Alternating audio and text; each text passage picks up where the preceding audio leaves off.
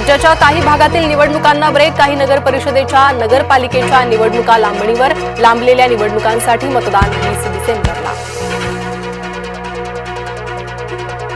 भोरमध्ये मतदानावेळी निवडणूक आयोगाच्या नियमांचं उल्लंघन. ईव्हीएमची हळद कुंकवाने पूजा करत केली आरती. भोर नगर परिषदेच्या मतदान केंद्रावरील धक्कादायक प्रकार. उद्या जाहीर होणारे निकाल पुढे ढकला. औरंगाबाद खंडपीठात याचिका दाखल. राज्य निवडणूक आयोगाची निकालावर भूमिका काय? न्यायालयानं विचारला सवाल.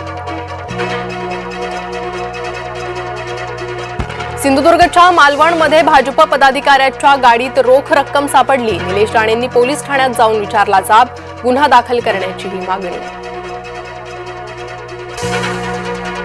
हिंगोलीत 1 कोटींची रक्कम सापडली. निवडणूक विभागाच्या भरारी पथकाची कारवाई. अहिल्यानगरच्या राहता पालिकेत गोंधळ. ईव्हीएम बदलल्यानं उमेदवारांसह कार्यकर्ते आक्रमक. पंढरीत 1.5 लाख भाविकांची मांदियाळी.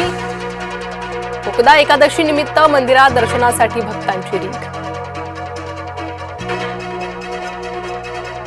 20 वर्षांमध्ये एक तरी डाग दाखवा. आमदारकी सोडून देतो. मंत्री भरत गोगावलेंचं खासदार सुनील तटकरेंना खुलं आव्हान.